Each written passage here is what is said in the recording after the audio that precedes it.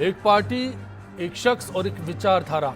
जी हाँ, नमस्कार, मैं अश्विनी विजय प्रकाश पारिक। आज इस मुद्दे पर आएंगे। पार्टी विद डिफरेंस के नारे वाली भारतीय जनता पार्टी क्या अपनी तासीर को बदलने जा रही है? राजस्थान में पार्टी की रीति नीति को अगर समझा जाए तो इशारा कुछ ऐसा ही देखने को मिलता है। लिहाजा एक सवाल है, क्या ये मुमकिन है कि अब बीजेपी बागियों का बगीचा बन जाएगी?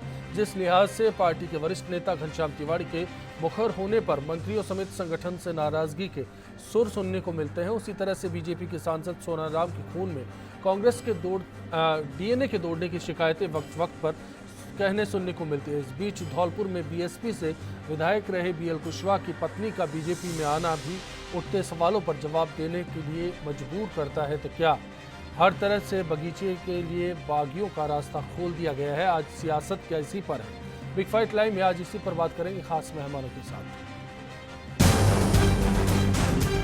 कि पंडित दीनदयाल जी उपाध्याय की पार्टी को हम दलालों की पार्टी बनने देंगे तो वो बहुत मुगालते हुए हैं।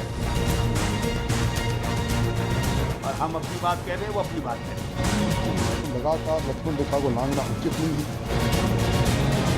इसको मैं मनोवैज्ञानिक बीमारी के नाम से पुकारता हूँ। जब हाथी जनता कुत्ते भोंकते रहते हैं।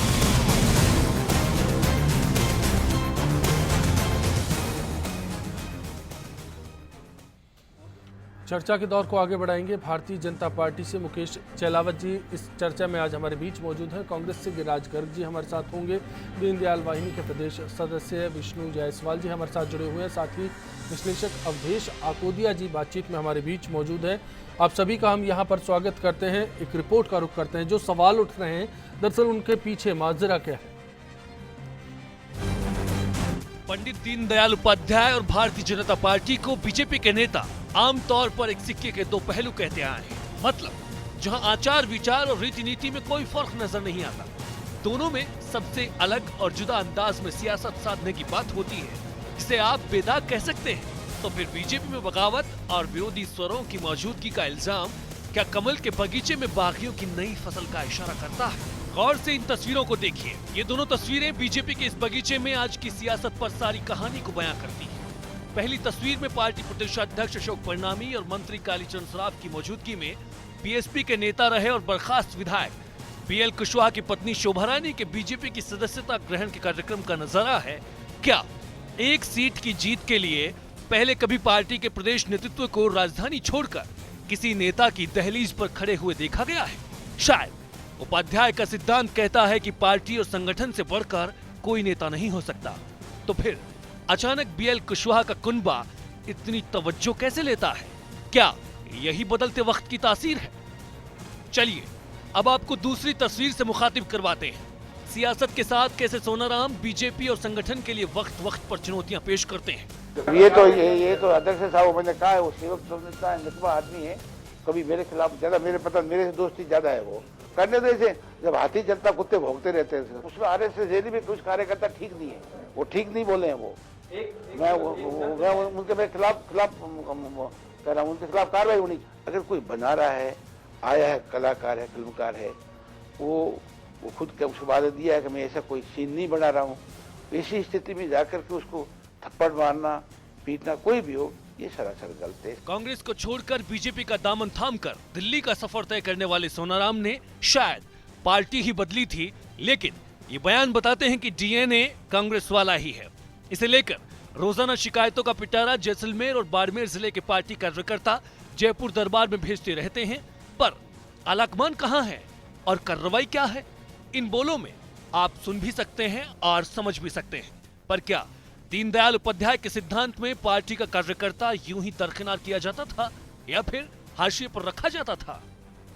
अब चलिए आपको तीसरी और अहम तस्वीर दिखाते हैं। चेहरा बीजेपी के साथ साथ राजस्थान की सियासी समझ रखने वाले हर शख्स के लिए जाना पहचाना है। इस शख्स ने बीते दिनों भीलवाड़ा में दीनदयाल उपाध्याय के नाम से खड़े संगठन के जरिए बीजेपी और सरकार दोनों को ही निशाने पर ले लिया। मतलब ना ही सत्ता को बख्शा गया और ना ही संगठन को साधा गया। कभी पार्टी के वफादार सिपाही रहे घनश्याम तिवारी की इस बगावत को समझने में ज्यादा मुश्किल नहीं है, पर तिवारी को लेकर बीजेपी की मुश्किल को समझना इतना आसान भी नहीं होगा। काम दिखता है, काम को देखिए। कौन आरोप लगा रहा है कौन नहीं लगा रहा है, लोकतंत्र है। लोकतंत्र में हर आदमी स्वतंत्र है कि वो अपनी बात कहे, और हम अपनी बात कह रहे हैं, वो अपनी बात कह रहे हैं। प्रदेश का वित्तीय प्रबंधन बहुत बढ़िया है और निश्चित रूप से सक्षम है। और मैं सोचता हूँ उन्होंने क्या कमेंट्स किया मैंने सुना नहीं, लेकिन हमारे पास सक्षम नेतृत्व है, योग्य नेतृत्व है, राजस्थान की जनता का विश्वास हमारे साथ। अनुशासन का पाठ वर्षों से उन्होंने पढ़ा और बढ़ाया है। अनुशासन की लक्ष्मण रेखा को लांघना, शायद उन्होंने इस बात के बारे में काफ़ी शिक्षा लोगों को दी है, परंतु लगातार लक्ष्मण रेखा को लांघना उचित नहीं है। इसको मैं मनोवैज्ञानिक बीमारी के नाम से पुकारता हूँ कि आदमी का जो मनोविज्ञान वो कैसे परिवर्तन होता है, या तो उसकी व्यक्तिगत महत्वाकांक्षा होगी या व्यक्तिगत हित को प्राप्त करने की पराकाष्ठा होगी, वो शायद उसको मिल नहीं पाता है, इसलिए पार्टी के विरोध में काम करता होगा, ऐसा मुझे लगता है। माजरा साफ है, बीजेपी की तासीर यहाँ से भी बदल रही है। इस बार कोई पंडित जी के नाम को साध रहा है और कोई पंडित जी के दिखाए हुए रास्ते को, पर अमल दोनों नहीं करते हैं। तो क्या यह इशारा है कि अब बीजेपी ने अपना रास्ता बदलना शुरू कर दिया है? चुनाव में अभी 1.5 साल का वक्त बचा है, ऐसे में पत्ते और मोहरे तय होने से पहले रणनीति का एक नजारा हमारे सामने है। पार्टी विद डिफरेंस का फर्क साफ तौर पर देखा जा सकता है, और सवालों का क्या, ये तो सियासत के साथ खड़े होते रहते हैं और आगे भी यूं ही होते रहेंगे। मसला इन तीनों तस्वीरों का नहीं है, मसला है भारतीय जनता पार्टी की बुनियाद विचारधारा का, जिस पर दावा किया जाता है पार्टी विद डिफरेंस है ये। तो क्या प्रदेश बीजेपी में विचारधारा की रणनीति अब कमजोर होने लगी है? आज का सवाल यही है, इस पर बात होगी। साथ ही प्रोग्राम के आखिर में आप क्या कहते हैं, आपकी राय क्या कहती है, ये भी दिखाया जाएगा। सिलसिला शुरू करते हैं और सबसे पहले मैं मुकेश जी आपका रुख करना चाहता हूं। जो तस्वीर देखी उसके बाद, क्या समर्पण दिवस हाल ही में मनाया गया, पंडित दीनदयाल उपाध्याय को याद किया गया, वो सिद्धांत क्या आज भी जीवंत है? इन तस्वीरों के बाद कहेंगे आप? नहीं, पार्टी का सिद्धांत आज भी जीवंत है और आगे भी रहेगा, इसमें कोई संशय नहीं है। और समर्पण दिवस के दिन निश्चित रूप से पार्टी के कार्यकर्ताओं ने पार्टी के सिद्धांतों के प्रति और पार्टी के मनुष्यों के प्रति अपनी आस्था समर्पित की है। अब आज प्रश्न ये उठ रहा है कि अगर कोई पार्टी ज्वाइन कर रहे हैं तो उसमें इतना बड़ा, शायद मैं समझता हूँ कि इतना बड़ा विवाद होने की गुंजाइश नहीं थी। फिर भी अगर कोई भारतीय जनता पार्टी की सदस्यता ग्रहण करते हैं, भारतीय जनता पार्टी की नीति में विश्वास करते हैं, तो निश्चित रूप से ये परिवार के फैलाव का ही प्रसंग होगा, इससे बढ़कर और कुछ भी नहीं है। भारतीय जनता पार्टी, मैं बीच में टोक रहा हूँ, माफी चाहूंगा मुकेश जी, लेकिन आपसे जानना चाहता हूँ मैं कि इससे पहला कोई उदाहरण आप बताएं जब अशोक परनामी जी खुद किसी नेता की कॉन्स्टिट्यूएंसी में गए हो, उनको पार्टी में पदभार ग्रहण कराया हो, या फिर रिवाज ये रहा है कि आप प्रदेश मुख्यालय पर आइए, तस्वीर खींचेगी, मीडिया कॉन्फ्रेंस होगी और उसके बाद आप सदस्य समझे जाएंगे। दीनदयाल उपाध्याय संगठन को तवज्जो देते थे, ना कि नेता विशेष को। नहीं, ऐसा नहीं है। पहले जब कभी भी भारतीय जनता पार्टी में सदस्यता किसी ने अगर ग्रहण की है तो उन्होंने या तो निजी तौर पे की है या अपने 10-20 समर्थकों के साथ की है। तो उनका पार्टी मुख्यालय पर आना और वहाँ पर सदस्यता ग्रहण करना संभव था। चूँकि आज धौलपुर के अंदर बहुजन समाजवादी पार्टी के एक बहुत बड़े तबके ने, जहाँ तक मैं समझता हूँ लगभग 2-2,500 कार्यकर्ताओं ने भारतीय जनता पार्टी की सदस्यता ग्रहण की है, और इतने सदस्यों को जयपुर लेके आना ज़्यादा उचित नहीं लगा। इसके बदले में प्रदेश अध्यक्ष महोदय स्वयं धौलपुर गए और उन्होंने उन सभी कार्यकर्ताओं को, पूरी एक तरह से देखा जाए तो बहुजन समाजवादी पूरी पार्टी का जो भारतीय जनता पार्टी के नेतृत्व में आस्था व्यक्त की है, और उन्होंने भारतीय जनता पार्टी की सदस्यता तासीर बदलने वाली बात कर रहे थे, तो क्या अब ये सबका साथ सबका विकास ही हो गया? जो विरोधी विचारधारा के थे उनका साथ और बीजेपी का विकास। अश्विनी जी, भारतीय जनता पार्टी का सफर 2 से प्रारंभ हुआ है और 282 तक पहुंचा है, तो निश्चित रूप से कहीं ना कहीं परिवार का विस्तार हुआ होगा। परिवार में अन्य विचारधारा का साथ, अन्य विचारधाराओं के लोग भी भारतीय जनता पार्टी के सदस्य बने होंगे, तब जाके भारतीय जनता पार्टी आज इस रूप में आई है। आज हिंदुस्तान के अंदर अगर भारतीय जनता पार्टी के 11 करोड़ सदस्य बने हैं तो कोई 11 करोड़ सदस्य केवल जनसंघ की विचारधाराओं के नहीं थे, कई विचारधाराओं के लोगों का भारतीय जनता पार्टी। आप सबका स्वागत करते हैं। गिरिराज गर्ग साहब, मैं आपके पास आना चाहूंगा। स्वागत है। इस तस्वीर को लेकर क्या कहना चाहेंगे? कुशवाहा के कुनबे से अगर कोई बीजेपी में शामिल होता है तो क्या ये सबके साथ सबके विकास वाला फॉर्मूला है, दीनदयाल उपाध्याय के बताए सिद्धांत रास्ते पर चलने वाला एक मार्ग है? नहीं अश्वनी जी, सबसे बड़ी बात यह है कि जो पार्टी विचारधारा की बात करती है, जो पार्टी हमेशा ये कहती है कि कैडर बेस पार्टी है और हम विचारधारा से समझौता नहीं कर सकते। आप देखिए राजस्थान की तस्वीर देखिए आप कि घबराहट भारतीय जनता पार्टी के 3.25 साल के शासन को जो जनता ने नकार दिया। एक व्यक्ति विशेष जो जेल में बैठा हुआ है, जिसकी पत्नी को भारतीय जनता पार्टी की सदस्यता ग्रहण कराई, उस पर चिट फंड कंपनी के 8 मुकदमे दर्ज हैं। उसके लिए भारतीय जनता पार्टी का प्रदेश नेतृत्व वहां उसके घर जाके उसको मेंबरशिप दिला रहा है। इससे बड़ा स्तर भारतीय जनता पार्टी का गिर नहीं सकता। निश्चित रूप से ये इस बात को इंगित करता है कि भारतीय जनता पार्टी में घबराहट है, क्योंकि जनरल चुनाव में भारतीय जनता पार्टी उस विधानसभा क्षेत्र में तीसरे या चौथे नंबर पे रही थी और एक सीट से ना तो सरकार कोई बढ़नी है और ना सरकार कोई बिगड़नी है इनकी। लेकिन ये घबराहट इस बात को इंगित करती है, ये चाहते हैं कि ये चुनाव जीत के हम ये कहें कि जनता का समर्थन आज भी हमारे साथ है और उस स्तर पे तो ये कह रहे हैं मुकेश जी ने जो कहा वो तो यही था कि बसपा के करीब 2,500 लोग आ गए, मतलब अब लोग जुड़ने लगे हैं। निश्चित रूप से आप देखिए जो पार्टी हमेशा आपके मुताबिक तो ये लोग कांग्रेस में आने थे ना, लेकिन बीजेपी में आए। नहीं, कोई नहीं है। निश्चित रूप से ये सत्ता की लोलुपता और सत्ता का जो मोह है ये उसको इंगित करता है कि ये इनके इन प्रकार में चाहे किसी विचारधारा को हो वो हमारे साथ आ जाए और हम सत्ता प्राप्ति कर लें।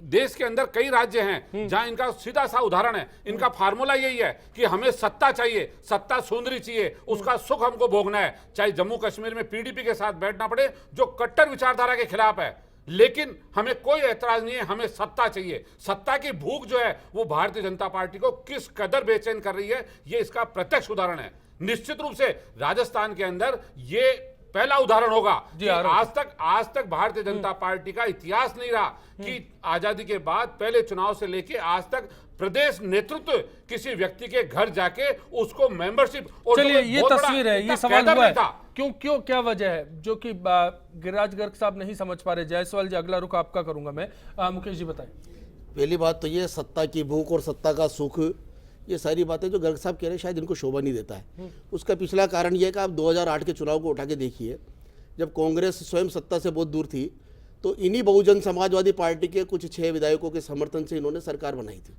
तो सत्ता की भूख और सत्ता के प्रति लालसा तो कांग्रेस पहले अपनी दिखा चुकी है। मतलब आज सबसे नहीं, अश्विनी जी मेरी बात सुनिए, मुझे उसको लिंक होने दीजिए। आज इनकी ये उम्मीद थी कि जो बीएल कुशवाहा का चुनाव रद्द हुआ है और कुशवाहा अब शायद इस स्थिति में नहीं है को राजनीति कर पाए, तो उनका पूरा जो कुनबा है या जो उनका पूरा संगठन है, जो उनके समर्थक है, वो शायद कांग्रेस ज्वाइन करेंगे। और जो इन्होंने कांग्रेस ज्वाइन नहीं करके और भारतीय जनता पार्टी ज्वाइन की है, वो फ्रस्ट्रेशन इनके चेहरे से साफ झलक। हमारे यहाँ कोई फ्रस्ट्रेशन नहीं है और आपने गलत उदाहरण दिया है। उस समय 19 निर्दलीय विधायक थे जिनके समर्थन से सरकार बनी थी। बहुजन समाजवादी पार्टी के लोग एक साल बाद आए थे ज्वाइन करने के लिए, निर्दलियों ने समर्थन दिया था उस समय सरकार। चलिए वो डिबेट का मुद्दा नहीं है। आज कुशवाहा का आना क्या कहता है, विष्णु जायसवाल साहब आपका रुख करना चाहता हूँ। क्या घनश्याम तिवारी जी की नाराजगियां ऐसे ही मसले हैं, विचारधारा यहाँ पर क्षीण होती जाती है? जी अश्विनी जी, विचारधारा को तो बिल्कुल इन्होंने मतलब कहीं का ही नहीं छोड़ा। विचारधारा तो इन्होंने बिल्कुल एक तरह से कहते हैं ना, वो भाई साहब कहते हैं हमारे घनश्याम जी साहब कि इन्होंने किराना स्टोर खोल लिया है और ये वस्तु बेच रहे हैं। इन्होंने विचारधारा भी बेच दी है।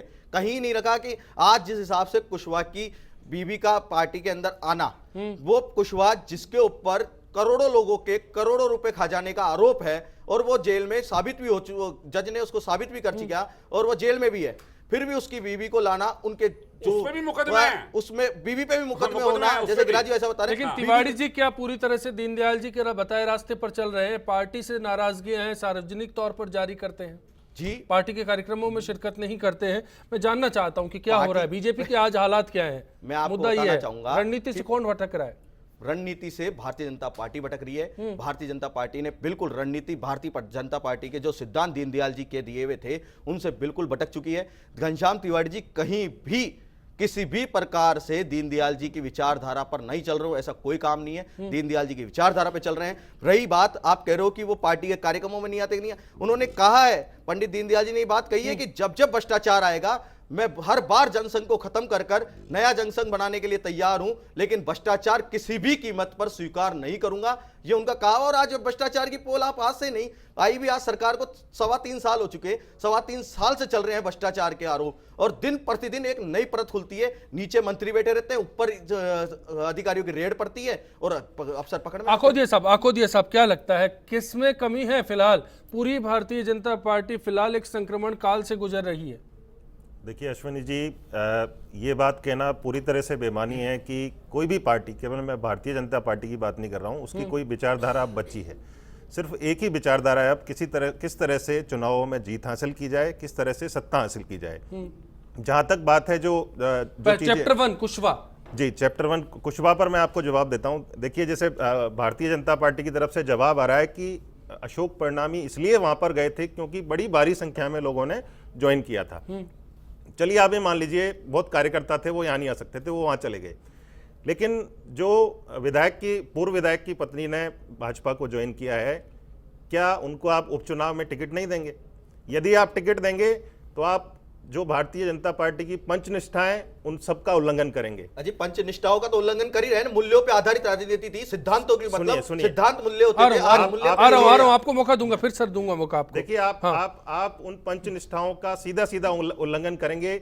उपचुनाव में आपके लिए जीत महत्वपूर्ण थी। एक ऐसा विधायक जो हत्या के आरोप में नहीं, हत्या की सजा काट रहा है, उसकी पत्नी जिसके ऊपर चिटफंड एक्ट के 8 मुकदमे दर्ज हैं, उसको आपने पार्टी में शामिल किया है।